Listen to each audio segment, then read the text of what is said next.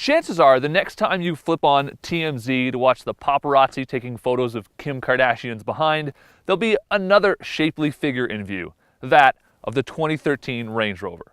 And that's because she, like anyone else who's successful, powerful, or famous, will want to be seen in the all-new fourth generation of the luxury SUV.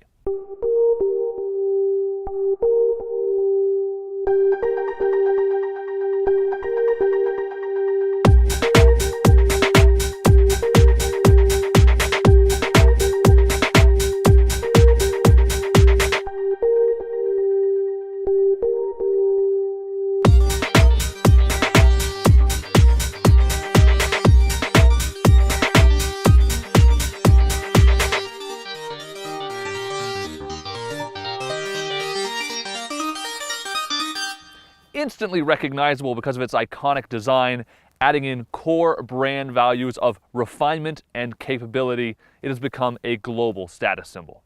Starting with that design, it's a scary thing to mess with success, and so the changes are evolutionary. There are still 3 bars on its cheese grater front grille, and the headlight design remains intact, though now using LED light bars.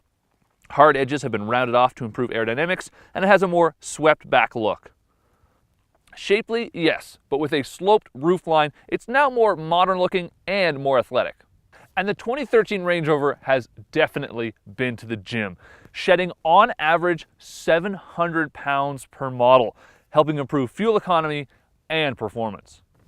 Under the hood, 2 engine choices remain. There's the standard 5-liter V8 making 375 horsepower and 375 foot-pounds of torque, or you can opt for the supercharged 5-liter V8 making 510 horsepower and 461 foot-pounds of torque. Now, both of those engines have now been mated to an 8-speed automatic transmission, which improves acceleration and fuel economy. Now, acceleration is much more impressive. They've actually knocked over half a second off the 0 to 60 times in each model, meaning you can go 6.5 seconds to get to 60 miles an hour with the base model, or if you get the supercharged, it'll hit 60 in just 5.1 seconds.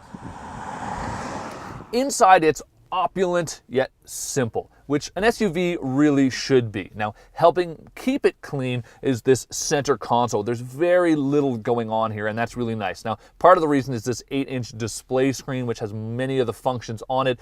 There are several buttons that run along the side here, but they're not actual buttons. They're sort of little touch icons. They look a lot like something on a high-tech smartphone. That's really nice. My only complaint is that the screen does get a bit blown out in the sunshine.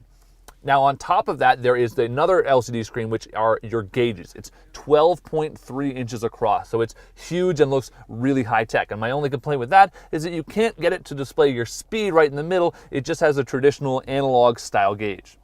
This particular cabin is absolutely stunning with this cream leather, black leather, and lots of this piano black accenting throughout. I even love that the Range Rover branded kick plates are made of this nice soft aluminum. They look classy and rugged.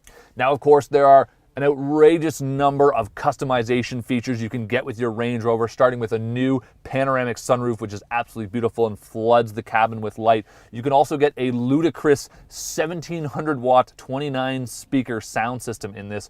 And if you want, in the rear seat area, you can actually have the traditional 3-person bench replaced with just sort of 2 captain's chairs, which is much more luxurious. And of course, those can be power reclining with heated and massage functions. And speaking of the rear seat area, it's much larger on the 2013 model. They've actually added about 5 inches of rear seat legroom, including an extra 2 inches of knee room. On the road, it is quieter now, although because it is still somewhat of a boxy SUV, it's not entirely immune to wind noise. Now, it handles much better on the road, and a lot of that has to do with the fact that, yes, it is 700 pounds lighter. But it also has a new air suspension system, which there's an available feature called Adaptive Dynamics, and when you have that equipped, it will actually help to compensate and reduce body roll when you're going around corners. And making it easier to live with is a new access mode feature that will actually reduce the ride height by 2 inches just to make getting in and out of it a lot easier.